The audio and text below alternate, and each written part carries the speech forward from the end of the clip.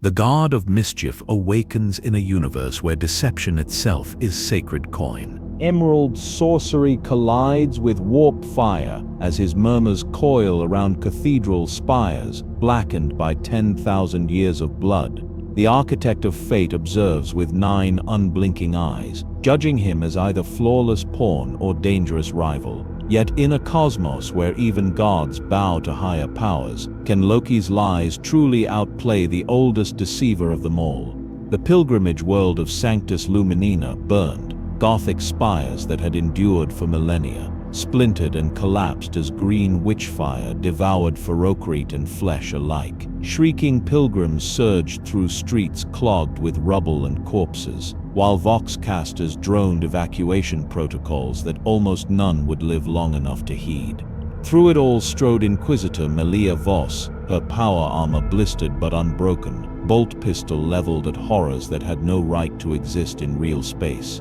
The manifestations were growing stronger. She voxed to her retinue, voice steady, despite the carnage surrounding them. Something guides them, something intelligent. Voss had seen many atrocities in her service to the God Emperor, but the invasion afflicting Sanctus Luminina defied classification. Demons typically manifested with recognizable patterns, but these creatures shimmered between forms, their very substance seeming to mock reality itself. They left no corruption in their wake, only destruction, as if their purpose was chaos rather than conversion.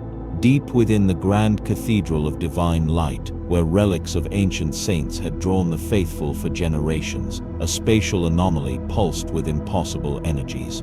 The air shimmered and tore as if reality itself was being unraveled by unseen hands. The cathedral's gilded dome groaned under the strain as the anomaly expanded, its edges crystallizing into geometries that hurt mortal eyes. Then he emerged, slender, regal, with a face too perfect for humanity, and armor that gleamed with technology beyond imperial understanding. His eyes burned with ancient intelligence as he surveyed his surroundings, lips curling into a smile that promised both charm and cruelty. A golden horned helm materialized in his hands, which he regarded thoughtfully before vanishing it with a casual gesture. "Not quite Asgard," Loki murmured, his voice carrying unnaturally through the vast cathedral, "nor Jotunheim. Certainly not Midgard." He ran his fingers across a marble statue of the Emperor, studying it with the casual interest of a connoisseur. "How primitive, yet I sense power here. Old power and new desperation." A squad of Adeptus Arbites burst through the cathedral doors, hell guns raised. "Halt in the name of the Emperor's justice," their captain bellowed. Loki turned to them, expression brightening, as if welcoming unexpected but not unwelcome guests. "Ah, the local authorities, I presume." His form shimmered, and suddenly there were 5 identical figures standing where one had been. Each raised a hand simultaneously, and the air before them crystallized into jagged emerald spears that launched toward the Arbertis with impossible speed. The projectiles shattered against the marble floor as the Arbites dove for cover. But where they struck, reality rippled and tore. From these tears emerged serpentine creatures of smoke and scale that lunged at the defenders with fangs of crystallized warp energy. The screams of the Arbites echoed through the cathedral as they fired wildly at apparitions that seemed to exist between states of matter. "Fascinating," Loki observed, watching the chaos unfold with detached curiosity. "It seems my seed resonates quite differently here, more volatile." He gestured again, and the serpents dissipated into emerald mist. "I should explore the limits of this phenomenon before proceeding further." He stepped over the bodies of fallen Arbites with the casual indifference of a god walking among insects. Outside the cathedral, the emerald fires consuming the city intensified, feeding on the fear and confusion of its inhabitants. Unbeknownst to Loki, his very presence was thinning the veil between real space and the warp, allowing his innate powers to draw upon energies that flowed from that impossible realm. And in the court of change, deep within the labyrinthine domains of the warp, a vast and terrible intelligence turned its gaze upon the newcomer. 9 eyes blinked in sequence across a constantly shifting visage, and Chench, the architect of fate, regarded this new variable with cosmic amusement. A godling lost between realities, the changer of ways whispered to its thousand-feathered court. How exquisite. Another player enters the great game. Inquisitor Voss led her team through the burning commercial district, the retinal display in her helm marking priority targets and survivor concentrations. Behind her marched tech priest Dominus Keck, his mechandrites weaving complex patterns as he monitored the strange energy signatures emanating from the cathedral. Flanking them was Sister Superior Augusta of the Order of the Ebon Chalice, her flamer at the ready, and Interrogator Fendris. His psyker abilities constrained by the Emperor's mercy, yet sensitive enough to guide them toward the epicenter of the disturbance. The Auspex readings are unprecedented. Inquisitor Karl's voice buzzed through his vocalizer. The machine spirits cannot interpret the patterns. They are neither Xenos nor traditional warp signatures. Whatever they are, they're killing the Emperor's people. Sister Augusta replied, her voice hard with righteous anger. The cleansing flame will find them.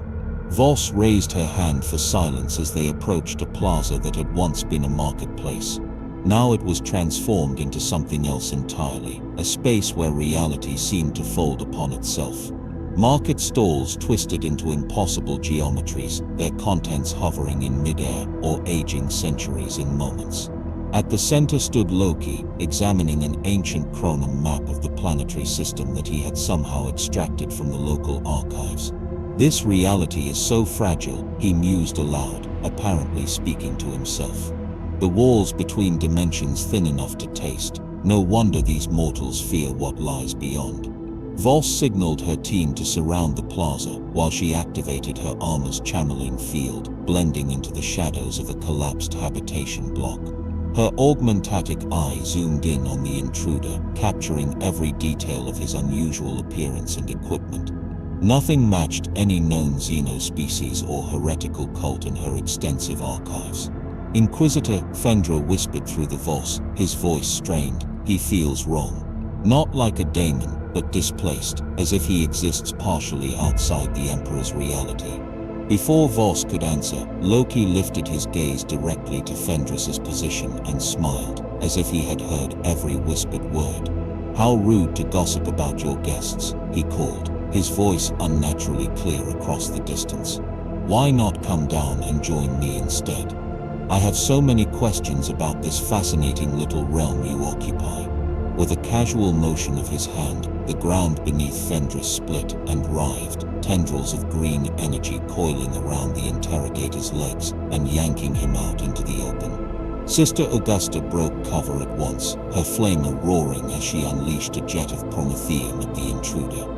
The fire swallowed Loki entirely, but when the flames died away, his form nearly flickered like a faulty picked feed before stabilizing once more. He glanced down at his unblemished armor with mild curiosity. Purification by fire. How quaint, he mused. We had similar rites on Asgard, though they were considerably more effective. His hand snapped forward, and Sister Augusta's flamer buckled and folded in on itself as if crushed by an unseen hand. Allow me to demonstrate. Green fire coiled around his fingers, but before he could cast it, the sharp crack of a bolt pistol rang out across the plaza. A mass-reactive round slammed into Loki's shoulder, exploding on impact and staggering him for an instant. Voss stepped from cover, advancing with her weapon trained on him, her inquisitorial rosette gleaming on her breastplate. By the authority of the Holy Inquisition, I name you Xenos, an enemy of mankind, she proclaimed, her voice bearing the full weight of imperial judgment. Submit to interrogation or face immediate execution.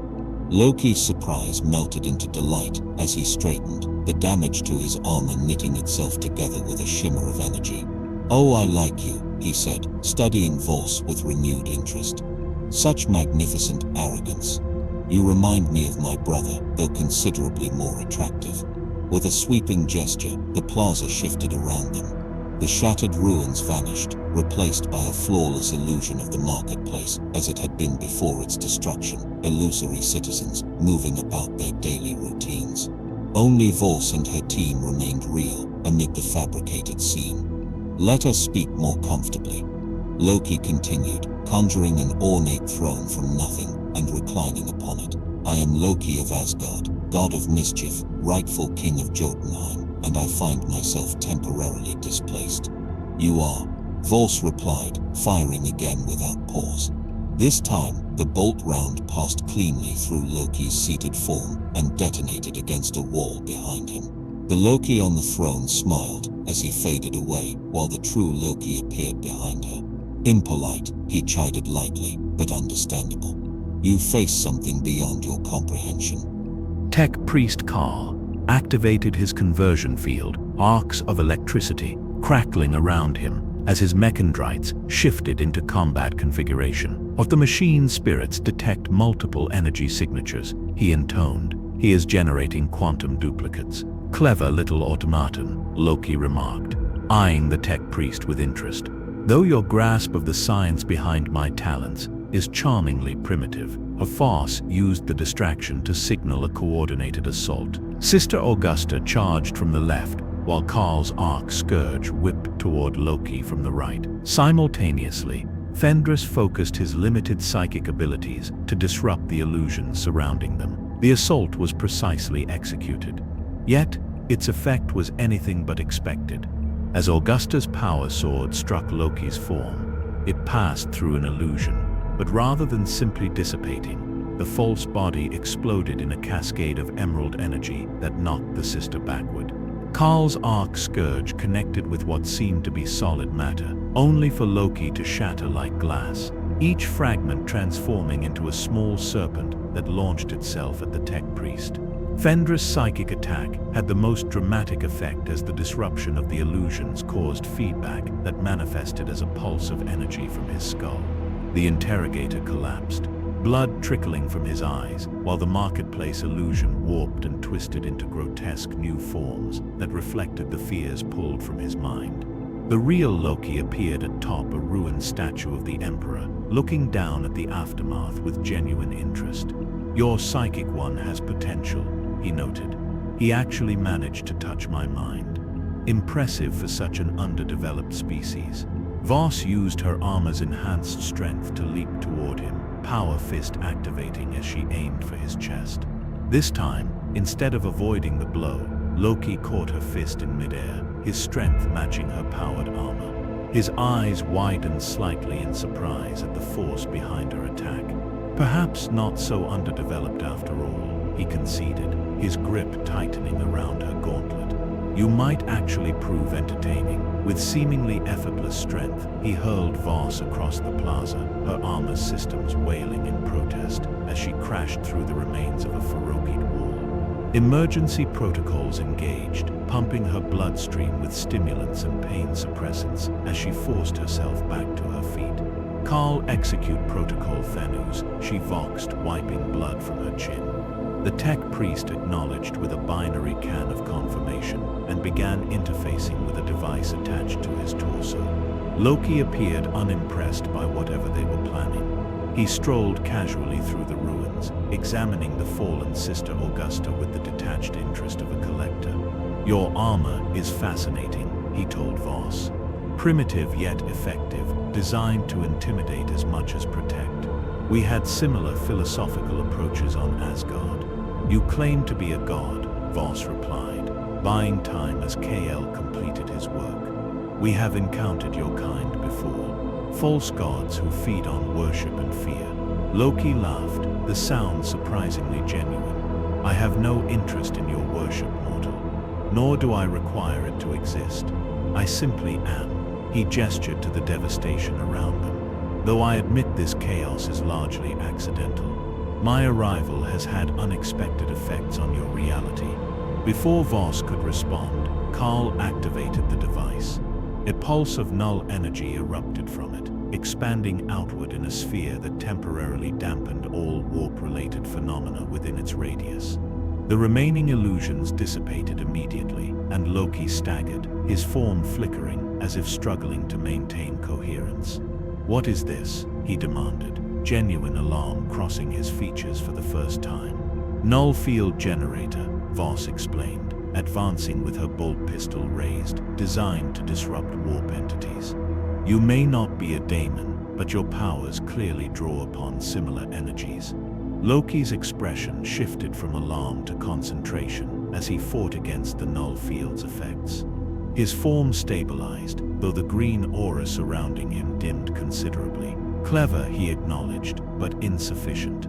With visible effort, he thrust his hands forward. The null field rippled and cracked like glass, then shattered completely as Loki reasserted his power. Karl's device imploded, taking one of his mechandrites, with it in a shower of sparks and blessed oil.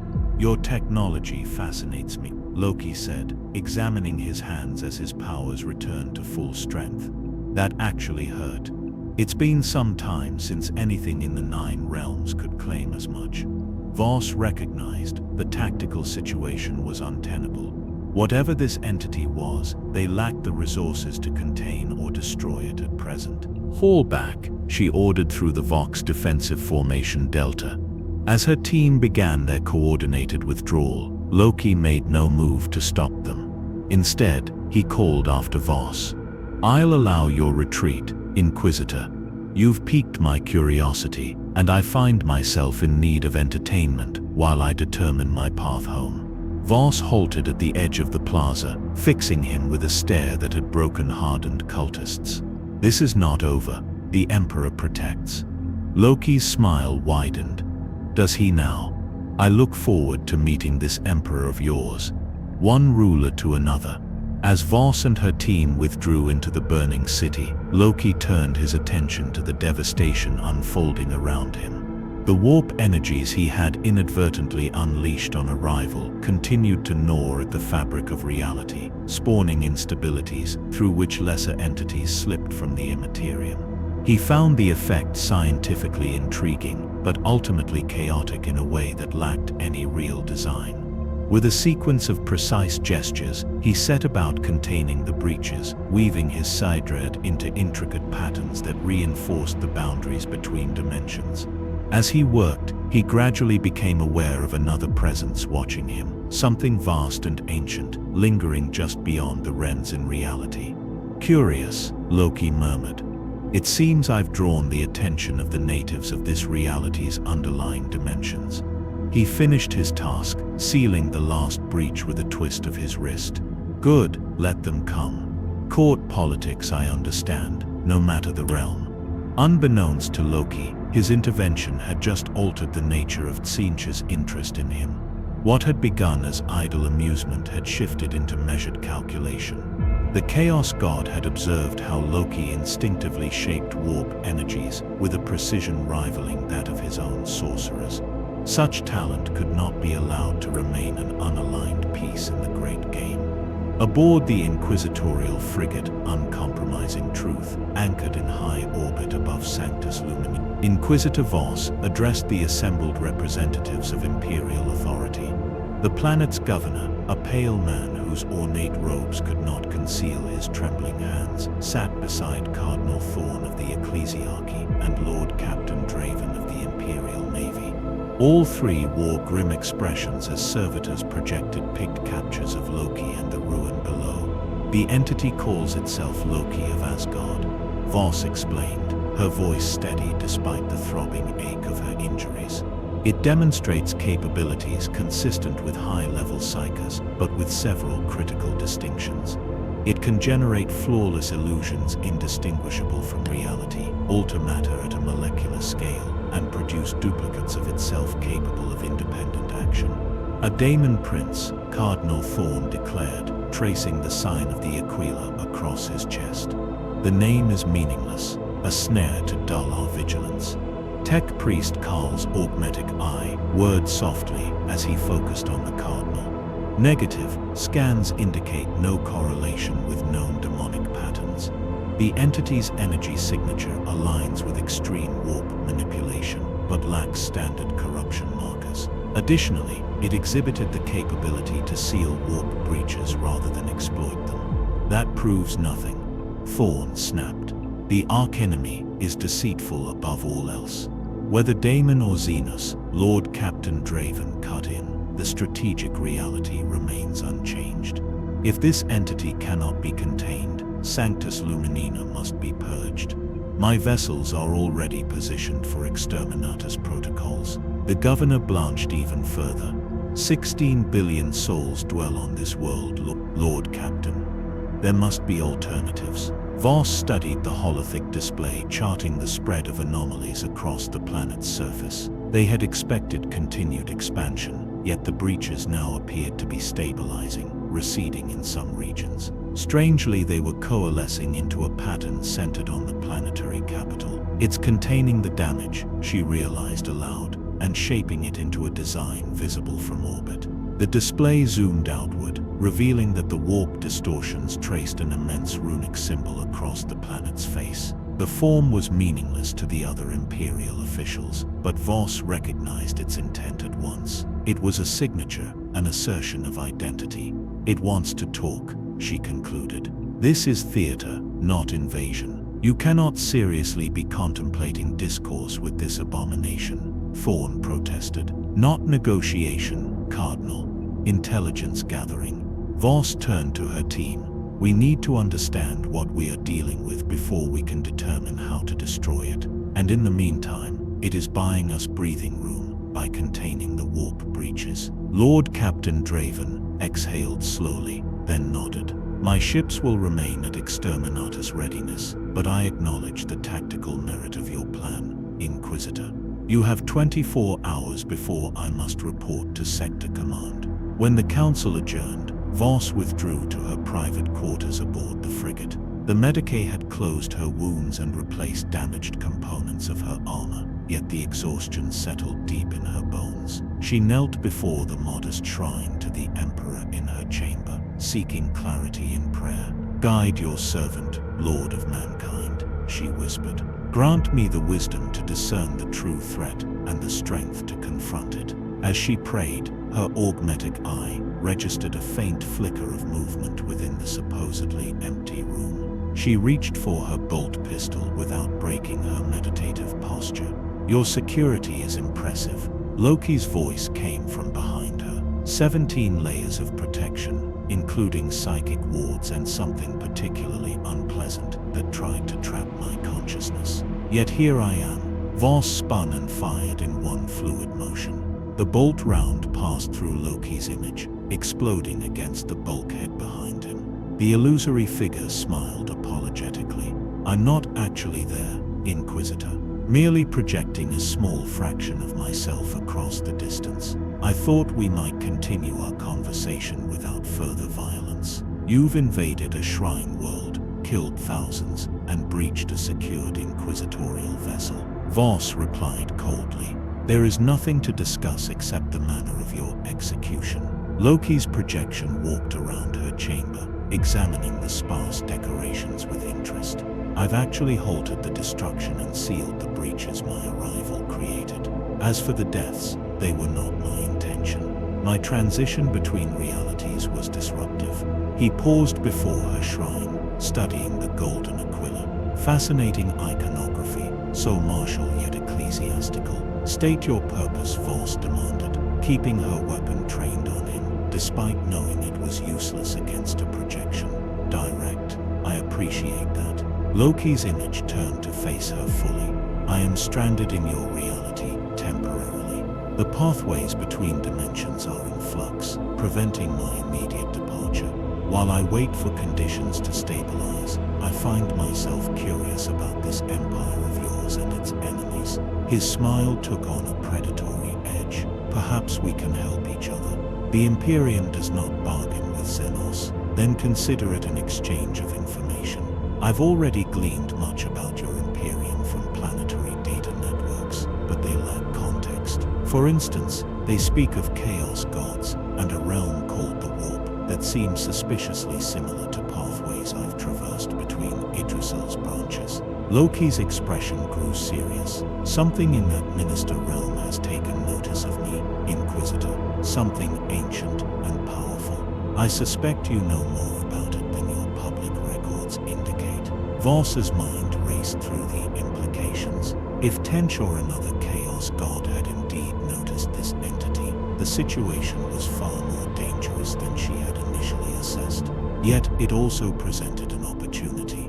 What precisely has contacted you? She asked carefully. Nothing direct. Rather, I sense a vast intelligence observing my use of what you call warp energies. It has a distinctly Evan aspect with mathematical precision underlying apparent chaos. Loki watched her reaction closely. You recognize this description? Voss kept her expression neutral, but inwardly, she felt cold certainty.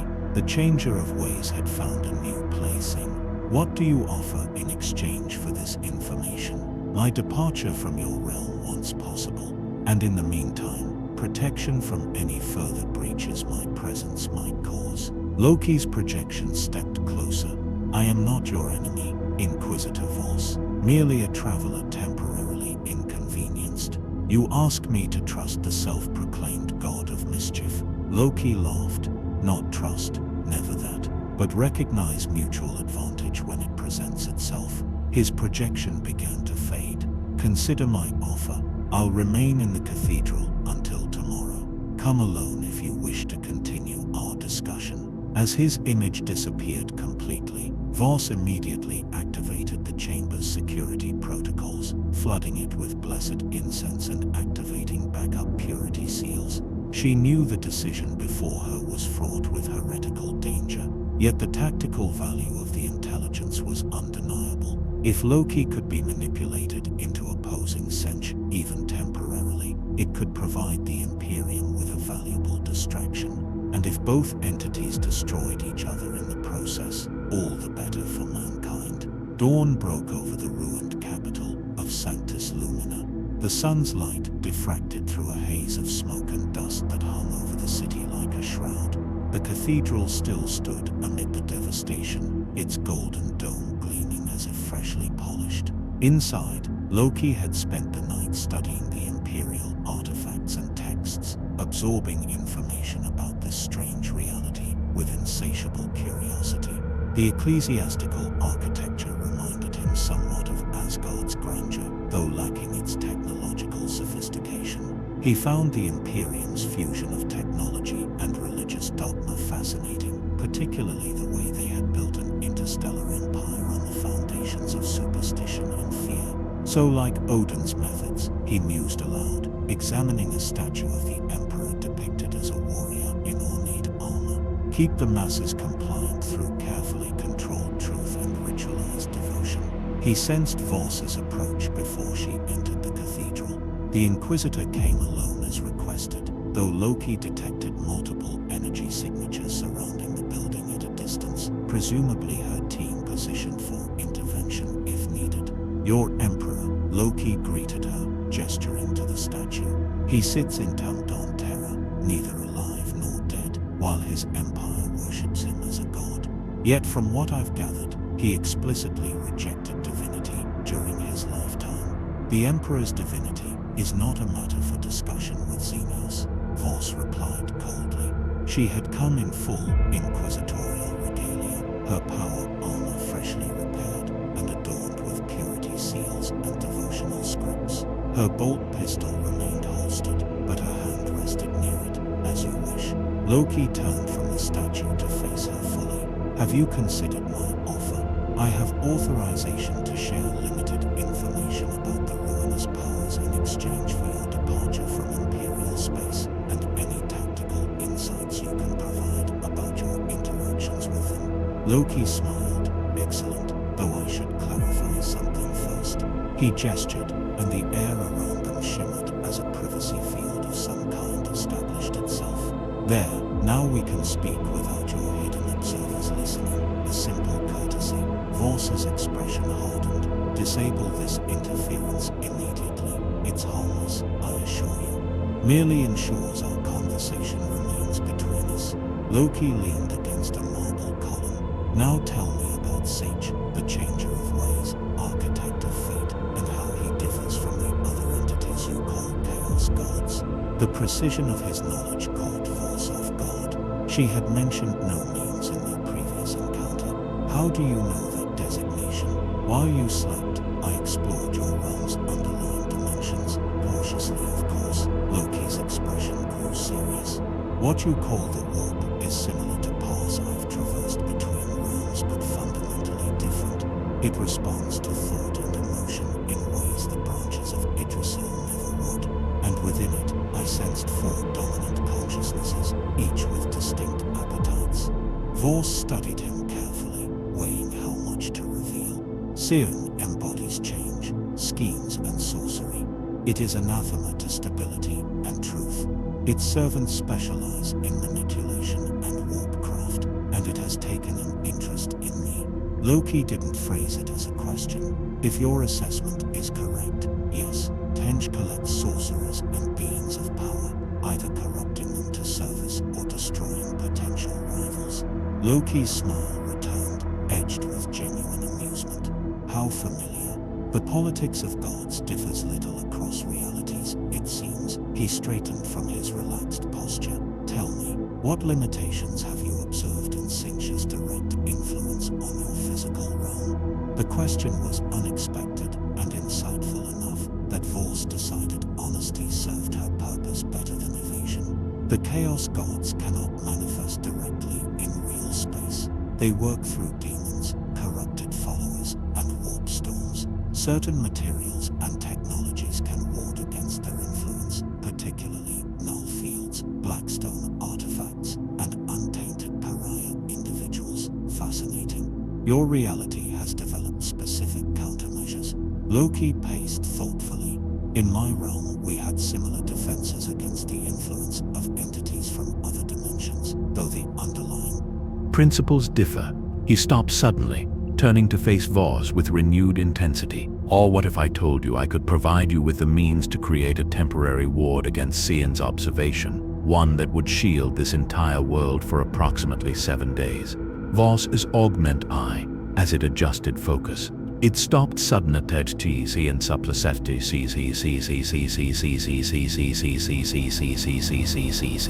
Halsum attachtus remodian first me bitin DCCs. Or what if I told you I could provide you with the means to create a temporary ward against Sion's observation? Or what if I told you at CCCCC? Or what if I told you at CCCC? I would question your motivation for such generosity. Hardly generosity, hard self-preservation. Loki approached her, his movements deliberately slow and non-threatening. While this Sinch observes me, I cannot safely attempt interdimensional travel. The pathways I need to access would be vulnerable to its interference. By creating this ward, I shield my departure and prevent it from following me back to my reality, where it could cause considerable havoc. And the cost to the Imperium? All Vos asked, knowing there would be one. Minimal. I require access to your ship's navigational data regarding safe passage through the warp, and a small sample of the navigator's genetic material for analysis. Loki raised a hand as Vos tensed, not to harm or clone, merely to understand how they perceive and interact with the dimensional boundaries. The request was heretical by any Imperial standard, yet Vos recognized the strategic value of the exchange. A proven method to temporarily shield a world from Ten's observation would be invaluable to the Inquisition, worth far more than navigational data that would be useless to an entity leaving their reality. I need proof of this shielding technology before I can consider such a request, she replied. Of course, Loki gestured, and a small sphere of emerald energy materialized in his palm. This is a miniature version sufficient to shield this cathedral. Observe. The sphere expanded rapidly, passing through walls and ceiling until it encompassed the entire structure. As it did, Vos felt a strange sensation, as if a persistent background noise she had never consciously noticed had suddenly ceased. The air felt clearer, somehow more definite.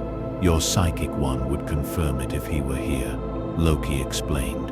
All connection to your warp has been temporarily severed within this space. No entity, no matter how powerful, can observe or influence anything inside this barrier for the next hour. Vos's training included recognition of various psychic phenomena, and she had to admit the sensation matched known descriptions of null zones where the warp's influence was blocked. It felt different from the dampening effect of blanks or null fields, more complete somehow. If this can be scaled to planetary size, the strategic applications would be significant, she acknowledged. But the Inquisition would require complete understanding of the principles involved. Naturally, I'll provide detailed instructions for your tech priest to analyze. Loki dispelled the barrier with a wave of his hand. Do we have an agreement? Voss made her decision. Conditional agreement, pending verification of the full-scale effectiveness. You will remain under observation until the planetary shield is operational. Loki inclined his head in acknowledgement. Acceptable terms. Inquisitor, shall we return to your ship to begin preparations? As they exited the cathedral, neither was aware of the subtle distortion in reality that lingered in a forgotten subchapel. There, a shimmer in the air solidified briefly into an impossible shape of twisted geometries and blinking eyes, before vanishing again. Xena's herald had observed everything despite Loki's precautions. The game was proceeding exactly as the architect of fate had anticipated. Aboard the uncompromising Truth, tensions ran high, as Loki was granted limited access to the ship's coitator network. Tech Priest Karl supervised every interaction, his mechandrites hovering, ready to sever connections at the first sign of corruption. Sister Augusta maintained a constant prayer vigil outside the sealed chamber where they worked, her suspicion of the alien visitor evident in every rigid line of her posture. Loki appeared unbothered by their distrust, working with focused precision to translate his interdimensional knowledge into terms the Imperial tech priests could comprehend. The result was a curious hybrid of technology and what could only be described as sorcery, though Loki insisted it was simply advanced science from his realm. Your understanding of dimensional mechanics is remarkably sophisticated for its limitations, he told Karl as they finalized the shield generator's design. The way you navigate the warp is crude but effective, like building a raft across an ocean of nightmares. The tech priest's vocalizer emitted a burst of static that might have been indignation. Imperial technology is the pinnacle of human achievement, preserved from the dark age of technology, and sanctified by the Omnissiah's blessing. Of course, Loki agreed smoothly. I meant no offense. Different realities, different approaches. He made a final adjustment to the holothic projection of the device there. With these modifications, your forge facilities should be capable of constructing a functioning prototype within 12 hours. Karl studied the design with both organic and mechanical eyes. The power requirements are substantial. We will need to redirect energy from the ship's weapon systems to generate the initial field. A temporary vulnerability, Loki acknowledged, but necessary for the calibration phase. Once the field is self-sustaining, power can be restored. From her observation post, Voss watched the exchange with calculated interest.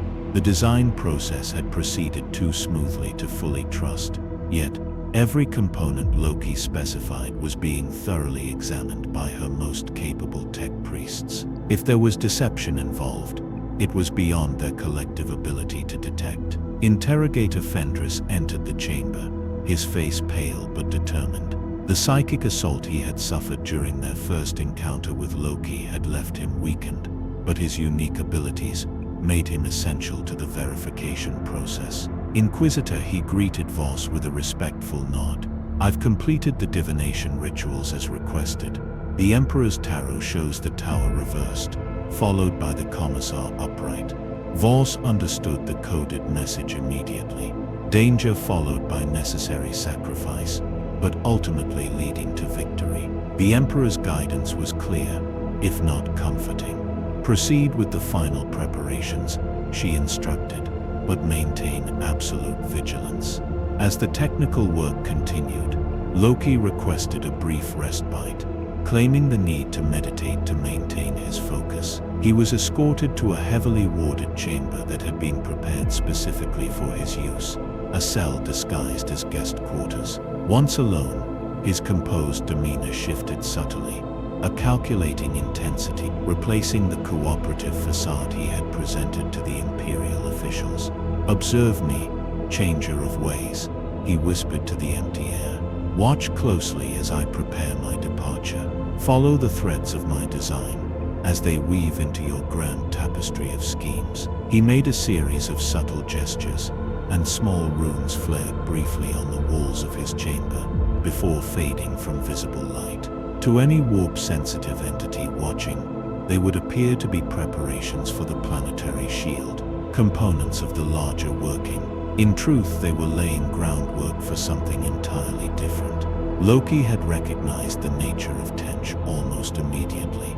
The Chaos God was a collector of secrets and manipulator of fates, not unlike Loki himself, but operating on a cosmic scale that dwarfed even Asgardian power. Such an entity would never be deceived by direct methods. Instead, Loki was constructing an elaborate double bluff, appearing to create one deception while actually implementing another. The shield technology was genuine. It would function exactly as promised, protecting Sanctus Luminina from warp influence temporarily. But its true purpose was not to facilitate Loki's escape. Rather, it was the perfect bait to lure Tench into a more direct confrontation than the Chaos God would normally risk. For Loki had discovered something fascinating about this reality structure.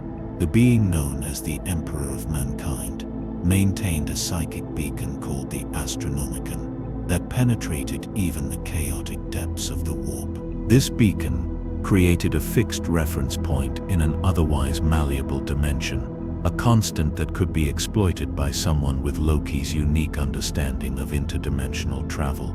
In the engineering bay of the uncompromising truth, fabrication of the shield generator proceeded at remarkable speed. Servitors and tech priests worked in perfect coordination, guided by Karl's expertise and the precise specifications Loki had provided.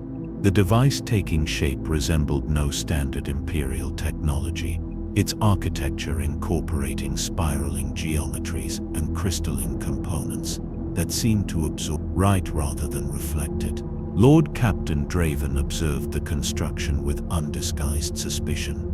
"This reeks of tech heresy, Inquisitor," he murmured to Voss. "The design incorporates elements reminiscent of Xenos artifacts recovered from the Halo stars." "The Ordo Xenos has granted temporary dispensation," Voss replied, though her own misgivings mirrored his. "Once its effectiveness is verified, the Mechanicus will determine whether components can be adapted to Imperial standards or must be destroyed, and the Xenos itself. What happens once this shield is activated?" Voss's expression remained impassive. "Loki believes it will facilitate his departure from our reality. Whether that occurs or not, contingency measures are in place." She did not elaborate on those measures, but her hand brushed the detonator at her belt. The chamber where Loki meditated contained enough explosives to vaporize half the ship's command deck. A last resort should his intentions prove malevolent. As if summoned by their discussion, Loki returned to the engineering bay, accompanied by a full squad of naval armsmen. His eyes lit with appreciation as he beheld the nearly completed device. "Magnificent," he declared. "Your artisans work with remarkable efficiency for their technological constraints." Kal's mech dendrites curled in what might have been pride. "The Omniseer guides our hands. Final calibration sequences are commencing." Loki approached the device, examining it from multiple angles. "There's a minor adjustment needed." The central resonance crystal, he noted, pointing to a component deep within the generator's core. "The alignment is off by approximately 3 microns, which would cause instability in the field's outer periphery." Karl verified the observation with his own instruments and made the correction. "Your perceptual acuity exceeds standard human parameters," he noted. "Are all beings from your realm similarly enhanced?" "Asgardians are blessed with certain advantages," Loki replied with a hint of pride. "Though I assure you, by the standards of my brother Thor, I am considered physically unremarkable." The casual reference to his origins seemed designed to humanize him, a detail Voss noted with interest. Throughout their interactions, Loki had carefully cultivated an image of reasonable cooperation, gradually undermining their initial hostility through consistent helpful behavior. It was a sophisticated manipulation technique, one she recognized from her inquisitorial training. The question remained whether his ultimate goal aligned even temporarily with Imperial interests, or if this entire exercise was an elaborate trap. The risk calculus hung on a razor's edge, with 16 billion Imperial lives weighed in the balance. The generator is ready for deployment, Carl reported at last. Preliminary tests indicate all systems are operating within projected parameters. Voss reached her conclusion. Proceed with installation at the designated coordinates. Full activation will commence once the device is secured planetside. The chosen site was the exact center of the Cathedral Plaza, where they had first confronted Loki, a place of deep spiritual meaning to the local populace, and a tactically ideal focal point for the shield's projected distribution. Dropships were ready to ferry the device, and a security detachment to the surface without delay. As final preparations neared completion, Loki approached Voss in private. Before we proceed, there is something you should know. Inquisitor, he said, pitching his voice low so only she could hear. The shield will function as promised, but its activation will attract attention. Significant attention. Explain, she demanded, her hand drifting toward her weapon. Sench has been watching rather more closely than I first implied, Loki admitted. The Chaos God now recognizes the shield as a threat to its ability to observe events here, and will attempt to prevent its activation. We should anticipate interference. Voss's eyes narrowed. You withheld this information deliberately. Would you have moved forward if I had mentioned it at the outset? Loki countered smoothly. The strategic value of the shield technology still justifies the risk. Besides, your forces were already prepared for potential warp incursion. Before Voss could answer, alarm klaxons howled throughout the ship. The deck shuddered beneath their boots, as the uncompromising Truth's void shields flared against a sudden assault. Multiple hostiles detected in system, came the bridge officer's voice over the Vox. Configuration matches Thousand Suns strike cruiser. We are being hailed. Sench had acted far more directly than either Voss or Loki had anticipated. The Thousand Suns, traitor Astartes sworn to the Changer of Ways, were counted among the most lethal servants of chaos. Their command of warp sorcery, legendary even within the Order Malus. It appears our timetable has accelerated, Loki observed, disturbingly calm. I recommend we move the generator planetside immediately, before they can fully bring their sorcerer's strength to bear. Voss was already barking orders. Vox, all forces to battle stations. Carl, expedite generator transport. Deployment team to embarkation deck. Now. She turned a hard gaze on Loki. You will accompany the device personally. If this is your doing, you will face the repercussions directly. Loki placed a hand theatrically over his heart. Inquisitor, if I wish to betray you, would I truly choose such obvious allies? The Thousand Suns serve Sench, who would prefer my prolonged stay in this reality. Our interests are, for the moment, perfectly aligned in opposing them. Despite the logic in his words, Voss's suspicion did not ease. You will remain under my direct supervision throughout the deployment. One suspicious move, and I will execute you myself. I would expect nothing less, Loki replied, his smile touched with genuine respect. Shall we? The journey to the embarkation deck was taut with tension. Naval armsmen and Sister Augusta formed a tight cordon around Loki and the shield generator. As they moved through the frigate's corridors, occasional impacts reverberated through the hull. As void combat raged outside, the uncompromising Truth trading fire with the Thousand Suns cruiser, while stubbornly holding position above the cathedral. As they reached the waiting Aquila lander, Lord Captain Draven's voice crackled over the Vox. Inquisitor, the enemy vessel is launching boarding torpedoes.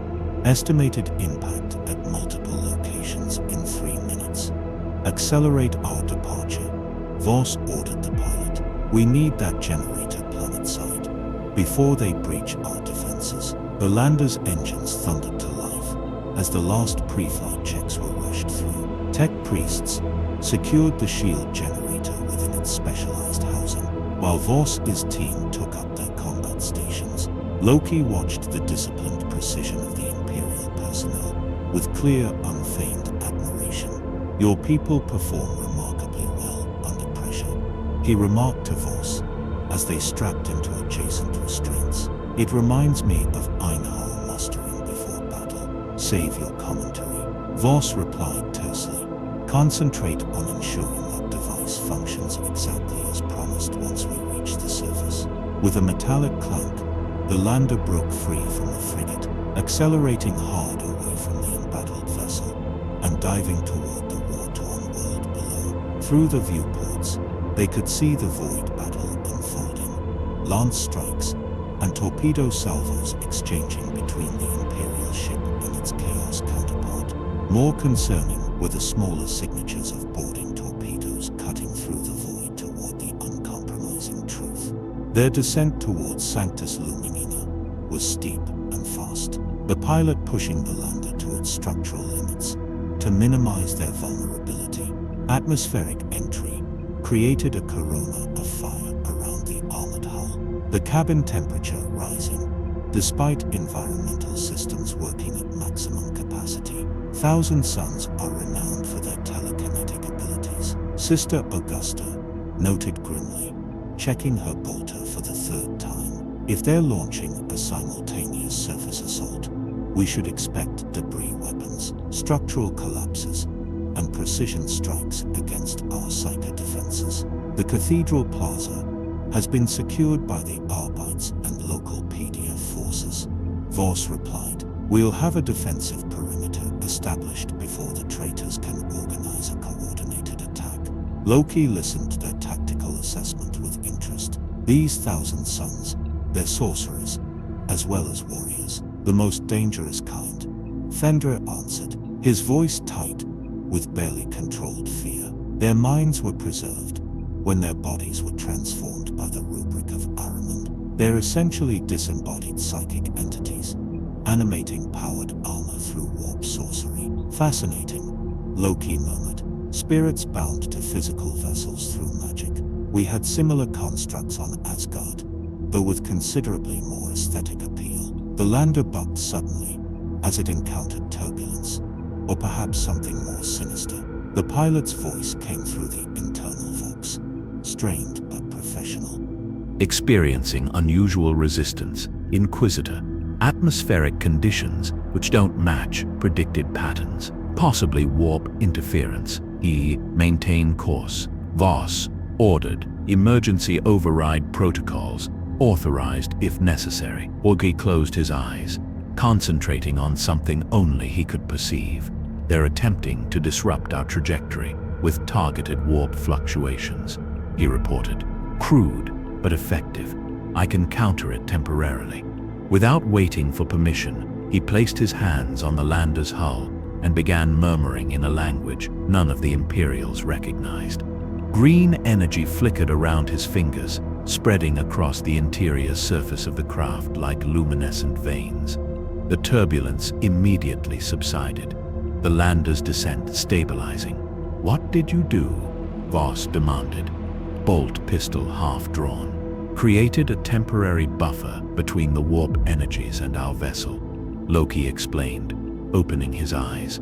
"Similar in principle to the planetary shield, but far less sophisticated. It won't last long." As if to confirm his warning, the lander shuddered again, more violently this time. Warning runes flashed across the cockpit, displays as systems began failing in sequence. Guidance thrusters, non-responsive. The pilot reported, fighting with the manual controls, attempting to compensate with main engines. The cathedral spire was visible through the viewports, now rising above the ruined cityscape, like a defiant finger pointed toward the heavens. Their designated landing zone in the plaza appeared to be clear, but the surrounding streets crawled with movement, citizens fleeing some unseen threat. Energy signatures detected throughout the capital, Carl announced. his augment eye interfacing with the lander's OPEX system. Consistent with Thousand Suns' teleportation patterns, they're already on the surface. The lander's descent became increasingly erratic as more systems failed under the invisible assault of chaos sorcery. When they were approximately 100 m from the landing zone, a massive telekinetic pulse struck the craft from below, sending it spinning toward one of the cathedral's secondary spires. "Brace for impact," Voss shouted, securing herself and reaching to stabilize the generator housing. Loki moved with supernatural speed, enveloping the generator in a cocoon of emerald energy moments before the lander slammed into the spire. Ferrocrete and adamantium shattered with the impact, the craft carving through ancient masonry before coming to rest half embedded in the cathedral wall 30 m above the plaza.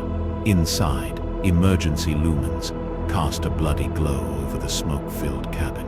Sister Augusta was already moving, kicking open the damaged hatch and securing their exit point, while Carl assessed the generator's condition. Primary housing compromised, the tech priest reported, but the core components appear intact, thanks to the Xenos' intervention. Voss pulled herself from her restraints, ignoring the pain of a dislocated shoulder. Security perimeter around the generator. Prepare for immediate descent to the plaza. Outside, the situation was deteriorating rapidly. The plaza below teemed with civilian refugees, seeking sanctuary in the cathedral, while from the surrounding streets came the distinctive crack of bolter fire and the unholy chanting of Thousand Suns sorcerers. Plumes of unnatural blue flame erupted from multiple locations, marking sites of active warp manipulation. Loki extricated himself from the wreckage with inhuman grace, his armor showing not a scratch, despite the violence of the crash. "We need to move quickly," he advised, surveying the chaos below. "They're attempting to establish a sorcerer's perimeter around the cathedral to prevent the shield's activation. How do we counter it?" Voss asked, pragmatism overriding her distrust in the face of immediate threat. "The device must be placed at the exact center of the plaza for maximum effectiveness," Loki explained. "But reaching that point through conventional means would expose us to their full offensive capabilities." He gestured toward the generator, which Carl and two servitors were carefully extracting from the damaged housing. "I can transport myself and the device directly to the target location using methods similar to their teleportation. However, I'll need protection during the calibration sequence, which takes approximately 3 minutes once I'm in position." Voss calculated their options rapidly. The risk of entrusting the generator entirely to Loki was substantial, but attempting to fight their way across the plaza with the bulky device would likely result in its destruction. "Augusta, Fendry, you'll accompany me to the plaza floor. We'll create a diversion to draw enemy fire, while Carl establishes a secondary position in the cathedral nave." She turned to Loki. "You'll transport the generator as proposed, but be aware that Lord Captain Draven has orders to commence orbital bombardment if the shield is not activated within 15 minutes of our landing." "A reasonable precaution," Loki acknowledged, "though it would be a shame to reduce such magnificent architecture to rubble." Carl supervised the final extraction of the generator, which now resembled a truncated pyramid of gleaming metal and crystal, approximately 1 m high. "The calibration sequence has been pre-programmed according to your specifications," he told Loki. "Activation requires only the final command K." "Excellent." Loki placed his hands on the device, green energy once again flowing from his fingers to envelop it completely. "I'll proceed to the target location immediately. Time your diversion accordingly." With a flourish that seemed unnecessarily theatrical to Voss's practical mind, Loki and the generator vanished in a flash of emerald light. Moments later, they reappeared in the center of the plaza exactly as promised. "Commence diversion," Voss ordered, ignoring her injured shoulder as she checked her bolt pistol for the Emperor and the Golden Throne. Augusta led the descent, using her jump pack to control their fall from the embedded lander to the plaza below. Fendris followed, his descent slowed by focused telekinesis, while Voss employed her armor's grapple system. They landed in staggered formation, immediately opening fire on Thousand Suns positions, visible at the plaza's perimeter. The response was immediate and devastating. Bolt rounds with unnatural blue contrails stray across the plaza, impacting with precision that spoke of augmented targeting systems or psychic guidance. Simultaneously, the air shimmered with telekinetic assaults that hurled debris and civilian bodies alike as improvised projectiles. Advance and suppress, Voss commanded, her bolt pistol barking as she targeted a Rupert Marine emerging from a side street. The mass reactive round found its mark, detonating against the traitor's breastplate, but the animated armor merely staggered before continuing its implacable advance. Sister Augusta's flamer proved more effective, the consecrated Prometheum washing over a group of Rupert Marines, attempting to establish a firing position. The sacred flames seemed to disrupt the sorcerer's bonds, maintaining their animation, causing several to collapse in empty suits of armor. In the center of the plaza, Loki worked with focused intensity on the shield generator, his hands moving in precise patterns over its control surfaces. The device had begun to emit a low humming that gradually increased in pitch, while crystals embedded in its structure pulsed with inner light. Fenris suddenly stiffened his psychic senses, detecting a new threat. "Sorcerer," he shouted in warning, exalted presence approaching from the northern arcade. The colonnade along the plaza's northern edge exploded outward, as if struck by an invisible battering ram. Through the dust and debris strode a towering figure in ornate power armor, adorned with arcane symbols and Avan motifs. Unlike the mindless Rupert Marines, this Thousand Sun sorcerer moved with fluid purpose, eldritch energy crackling around his outstretched gauntlets. The vessel of the interloper, the sorcerer's voice resonated unnaturally, seeming to bypass physical sound entirely and manifest directly in their minds. "Surrender it to Mr. Hecker, and your deaths will be mercifully swift." Voss responded by emptying her bolt pistol toward the sorcerer, but the projectiles disintegrated in midair before reaching their target, reduced to metallic dust that scattered in the wind. Loki glanced up from his work, assessing the newcomer with professional interest. "Ah, a proper emissary at last. I was beginning to think your master considered me unworthy of significant attention." The sorcerer's helm turned toward Loki, eye lenses flaring with warp fire. "The Changer of Ways has many names for you: Trickster, God of Lies, Skywalker, Oathbreaker. But soon you will be known only as Supplicant, when your essence is absorbed into the ocean of fate. Charming invitation, but I must decline."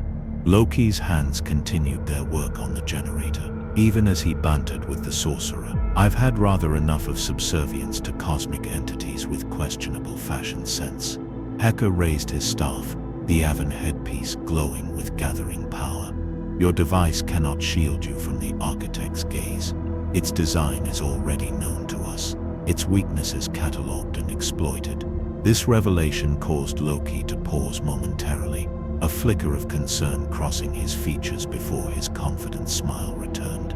"If that were true, you wouldn't be here trying to stop its activation. Your presence betrays your master's fear." The sorcerer answered with a lance of coruscating energy that shot straight toward the generator. Loki's hands twisted through an intricate pattern, and the beam bent away at the last instant, curving around both him and the device to gouge a smoking trench across the marble of the plaza instead. "Impressive reflexes," Hecker remarked, "but ultimately meaningless. The Thousand Suns already hold the cathedral's inner sanctum. Your allies there are dead or dying." Voss, who had been using the exchange to shift into a more favorable firing position, felt a cold weight settle in her gut. Karl had been establishing their fallback point within the nave, and his survival mattered not only to her personally, but to the success of the operation. "Fenris, confirm," she snapped.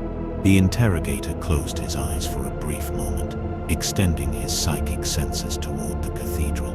His expression told the story before he spoke. Multiple Rupert Marines inside.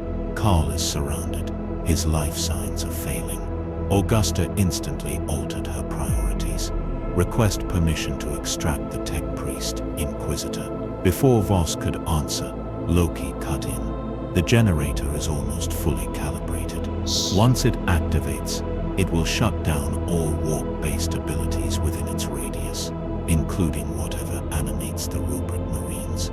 Your tech priest need only last another 90 seconds. The sorcerer must have reached the same conclusion, because he abandoned finesse and opted for brute force. With a sweeping motion, he conjured a whirling storm of rubble that encircled Loki and the generator, razor-edged shards of stone and metal scything through the air with lethal speed. Loki's form blurred as he moved with superhuman agility, defending both himself and the device while continuing to work the calibration sequence. Where fragments struck him, his armor flared with golden light, absorbing or deflecting the blows. Even so, the omnidirectional onslaught strained even his extraordinary reflexes. Suppressing fire on the sorcerer, Voss ordered. Augusta, flamer on the right flank. Fenris, psychic null field. Anything you can manage. Their coordinated assault forced Hacker to split his attention, thinning the debris storm around Loki. Augusta's streams of Prometheum could not burn through the sorcerer's personal shielding, but the consecrated flames devoured the air around him, opening brief gaps in his defenses. Fendrick, despite his relatively modest talents, managed to project a flicker of psychic dampening that disrupted Hacker's warp connection at a critical moment. Loki did not waste the opening. His fingers moved through a final pattern across the generator's control surfaces. The device's hum rose in pitch until, all at once, every sound in the plaza cut off, leaving an instant of absolute silence.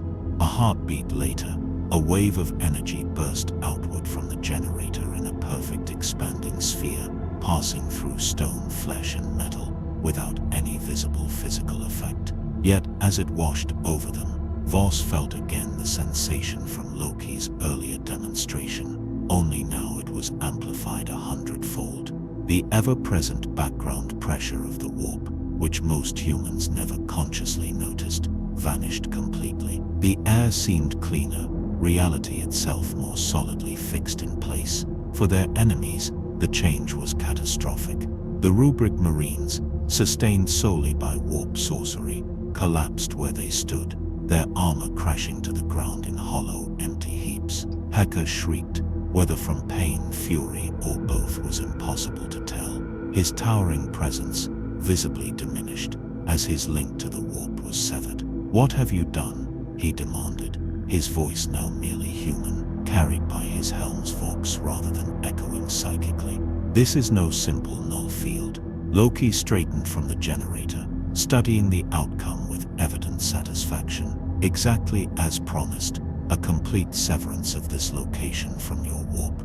No sight, no touch, no power can cross this barrier for the next 7 days." He turned to Voss, wearing a triumphant smile. "The generator is fully active, Inquisitor. Sanctus Lumina is for the moment liberated from chaos influence." Voss advanced cautiously, bolt pistol leveled at the now helpless sorcerer. Augusta restrained the traitor. Fenris, check on Carl.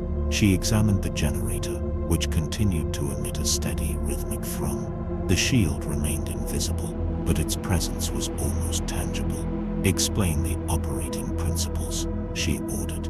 "The device establishes a localized field of dimensional isolation." Loki replied, his tone shifting toward lecture.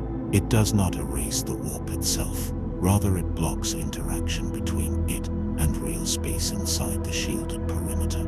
Think of it as a temporary barrier between dimensions." Voss's augmetic eye ran a detailed scan over the generator's energy profile, finding no sign of hidden subroutines or destabilizing anomalies. "And your departure?" she asked, circling back to their original agreement. "Now achievable, without Chencha's meddling," Loki confirmed, "though I'll need to move beyond the shield's radius to access the interdimensional pathways." Before Voss could respond, her vox crackled with Lord Captain Dreven's voice. "Inquisitor, The Thousand Suns vessel is withdrawing from orbit. Confirm status of the shield deployment. Shield successfully deployed and functioning within parameters, she replied. The immediate threat has been neutralized. As she coordinated with orbital forces, Augusta returned with the captive sorcerer, now stripped of his staff, and with restraints that incorporated hexagatic wards despite the disdained shield's effect. Fenris followed shortly after, supporting a badly wounded but alive Carl, whose mechandroids hung limply from his damaged torso. The cathedral is secure, Augusta reported. All rubric marines neutralized, though we've suffered heavy casualties among the defensive forces. Loki observed the aftermath with detached interest, his part in the arrangement fulfilled. Well, Inquisitor Voss, it seems our cooperation has been mutually beneficial. The shield will maintain itself without further intervention until its power source depletes in 7 days. By then, I will be long gone from your reality. Voss studied him, still wary despite the apparent success of their venture, and Sangja, what will prevent it from pursuing you once you leave our shield's protection? The pathway I'll use incorporates elements of your Astronomican's unique energy signature, Loki explained. It creates a resonance that chaos entities find particularly distasteful to traverse. By the time that protection fades, I'll be beyond their reach entirely. The captured sorcerer laughed suddenly, the sound hollow within his helm. Ignorant godling, you understand nothing of the architect's designs. Every path you might take has been foreseen, every choice anticipated.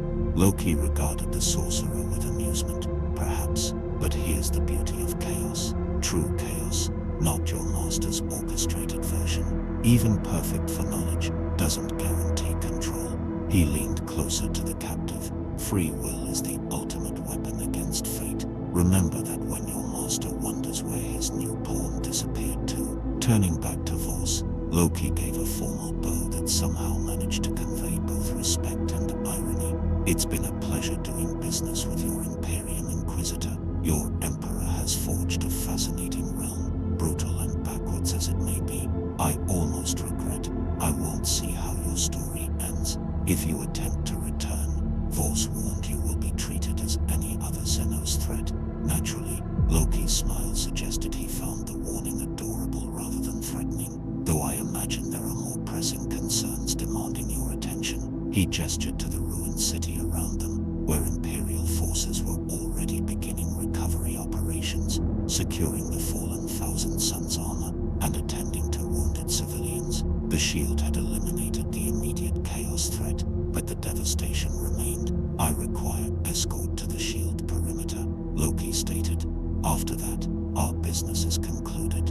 Voss assigned Sister Augusta and a squad of Alpites to accompany Loki to his chosen departure point, a hill overlooking the capital that stood just beyond the calculated edge of the shield's radius. She remained in the plaza to oversee security measures around the generator and the interrogation of the captured sorcerer. As the escort party reached the shield's boundary, visible only as a subtle distortion in the air when viewed from certain angles, Loki paused and turned to Augusta.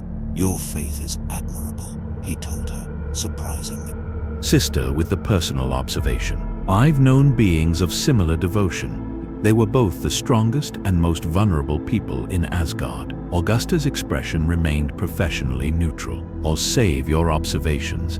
Xenos, complete your departure, so I may return to my duties. Of course, I may return to my duties.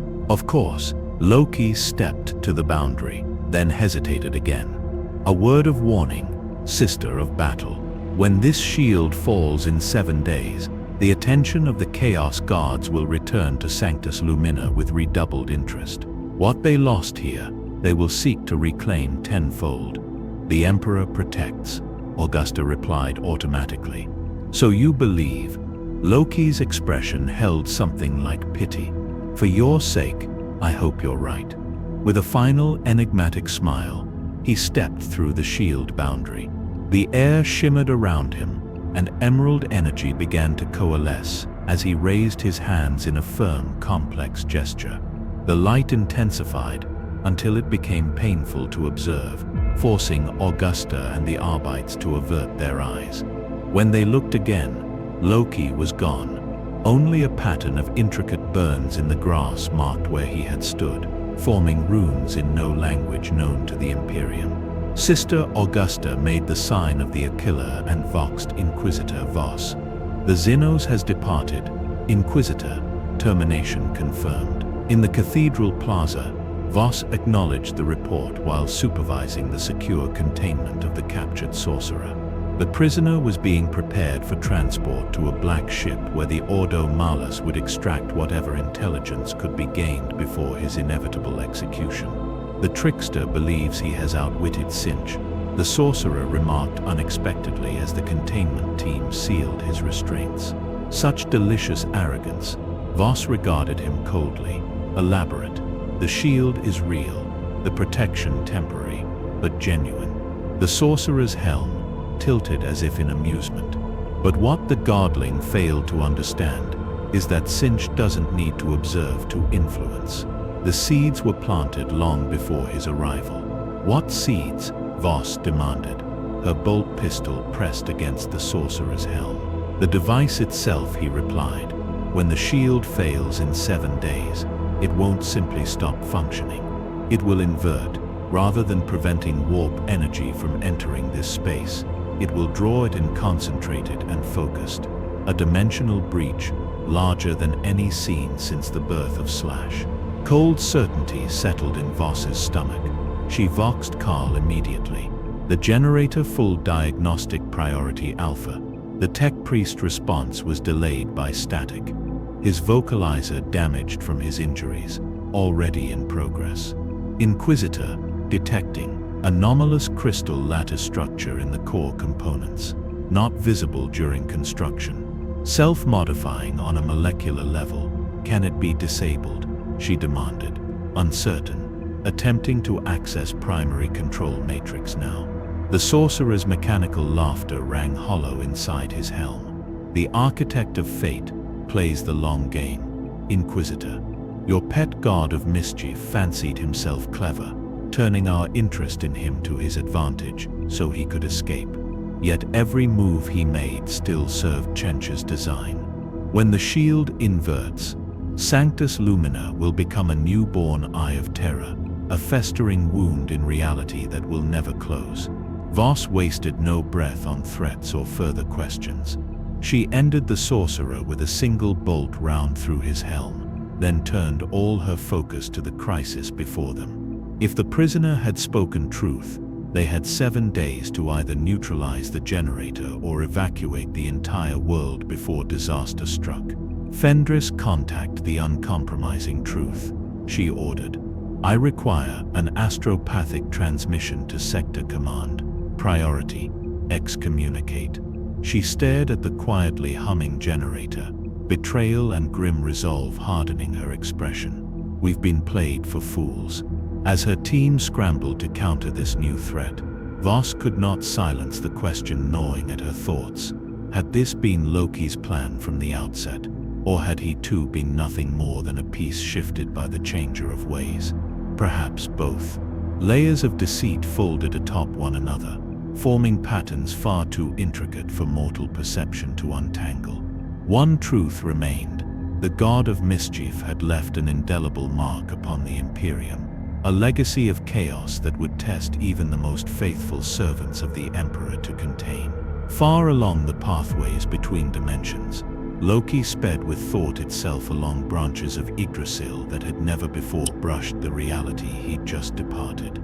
Behind him he sensed multiple entities striving to follow, beings of vast intellect and ravenous malice, yet none could breach the protective resonance he had woven from the Astronomican's singular energy. He smiled inwardly, savoring the elegant intricacy of his escape.